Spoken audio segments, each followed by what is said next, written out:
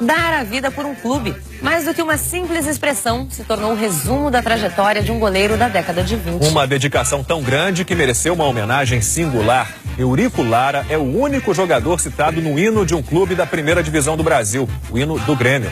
O Esporte Espetacular apresenta agora imagens raras do goleiro, 70 anos depois de sua morte. Morte que comoveu o Rio Grande do Sul e que também virou uma das maiores lendas do futebol brasileiro.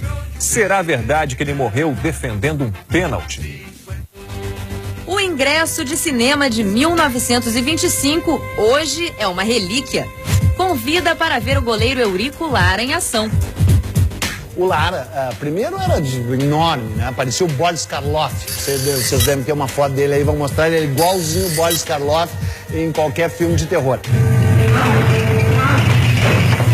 O filme ficou perdido por quase 8 décadas. Foi encontrado recentemente num arquivo comprado pela RBS TV de Porto Alegre. Eurico Lara aparece num jogo contra o Pelotas, em 1925. Um tesouro que ajuda a contar a história de um dos maiores goleiros do Rio Grande do Sul. Chegou de repente um jogador, um ex-jogador do Grêmio, um antigo jogador do Grêmio, que disse que ele tinha ido para a Uruguaiana e que tinha visto em Uruguaiana um goleiro que quando jogava o time dele não perdia.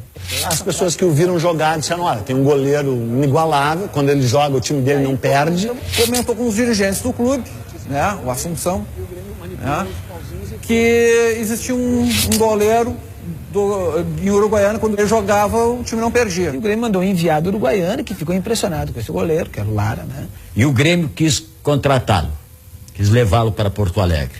Consta que ele não queria sair de Uruguaiana e que teria, inclusive, até simulado uma doença, baixado a enfermaria para não sair de Uruguaiana. Mas aí o Grêmio tinha um dirigente que era militar graúdo, que fez com que o Lara, que servia o exército na ocasião, viesse para Porto Alegre. Lara chegou a Porto Alegre em 1920 e em 16 anos conquistou 16 títulos. Todos que o viram jogar são unânimes. Eurico Lara foi o maior goleiro produzido pelo Rio Grande do Sul. O jornalista Luiz Mendes viu Lara jogar por apenas 45 minutos, num Grenal. Tempo suficiente para, ainda menino, virar fã do goleiro. Meu velho tio Oscar, que era o membro da família que mais gostava de futebol, me levou para ver esse jogo. Ele era torcedor do Internacional e, como colorado, queria que eu também fosse. Só que eu vi esse goleiro jogar. E ele me chamou para o outro lado, porque, na verdade, ele foi sensacional. O Grenal em questão aconteceu em 1935. Foi tão importante que até hoje a bola daquele jogo está exposta no Museu do Grêmio. O ano de 1935 é um ano muito especial para o Rio Grande do Sul, porque foram 100 anos da Revolução Farroupilha, né? 1935 teve o Grenal Farroupilha. Nesse Grenal foi a última partida do Lara. Diziam que esse campeonato valeria por 100 anos, por ser o campeonato de um centenário. E aí transcorre o jogo 0-0, aquela coisa, o jogo está chegando ao seu final.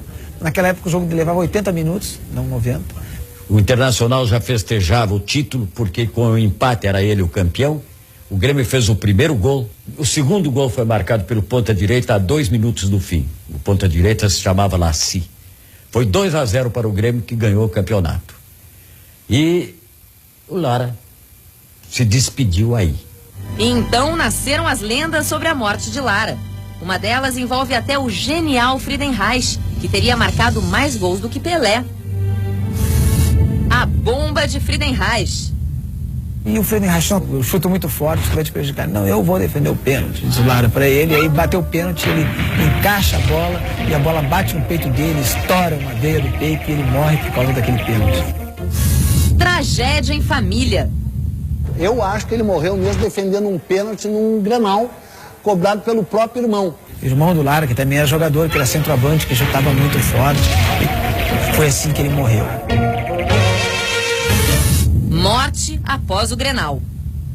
O Lara joga até o meio do jogo, no intervalo ele sai doente, sentindo a tuberculose, e de lá não sai mais do hospital, né, e acaba morrendo.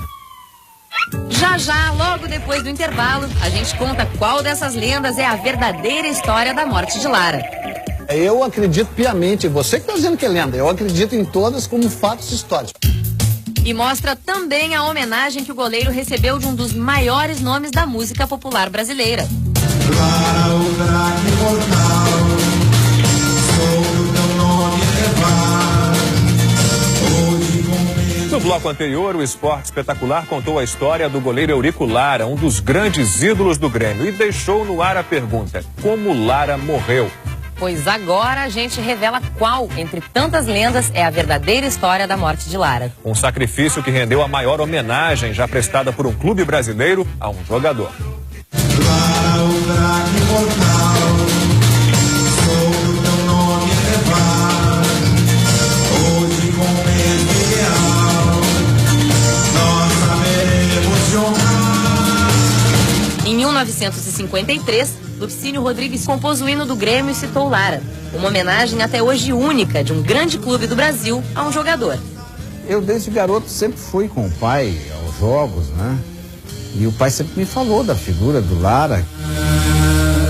E o que contribuiu muito para transformar Lara em mito foi a morte dele depois do Grenal de 1935, até então o mais importante da história. A morte de Eurico Lara. O Lara já estava doente, tinha tuberculose, que naquela época era fatal, né? A pessoa, para poder se curar, teria que ir geralmente para lugares altos, temperaturas mais baixas, né? E ele deveria ter feito isso. Jogou tuberculoso já, digamos assim, quase nas vascas da morte, pode-se dizer, né? Fez defesas milagrosas, porque o time do Inter era melhor que o time do Grêmio. Mas ele aguentou o repuxo. No intervalo ele sai, doente, sentindo a tuberculose. O Grêmio acabou ganhando a partida por 2-0 nos minutos finais. E o Lara saiu para comemorar junto com os jogadores, né? Foi uma comemoração muito importante, mas ele já não estava legal. Vai para a Beneficência Portuguesa e de lá não sai mais do hospital, né? E acaba morrendo perto do final do ano, num enterro que foi considerado um grande evento em Porto Alegre. Os jornais publicaram que foram 30 mil pessoas. Lara morreu, mas se tornou imortal no hino do Grêmio. Nada mais justo e nada mais saudável do que homenagear toda a gama de jogadores que até hoje passam no time do Grêmio, uma figura imortal do Lara. É a coisa mais linda a torcida do Grêmio cantar esse hino no momento que cita o Eurico Lara. Quer dizer, não tem um gremista que não saiba ou menos alguma coisa sobre Lara. Virou um jogador, olha, provavelmente o maior de todos os símbolos do Grêmio. E mesmo que hoje praticamente não exista ninguém vivo que eu tenha visto jogar, ele continua sendo essa lenda, o que o torna ainda maior que a realidade. Lara, o craque mortal, soube o seu nome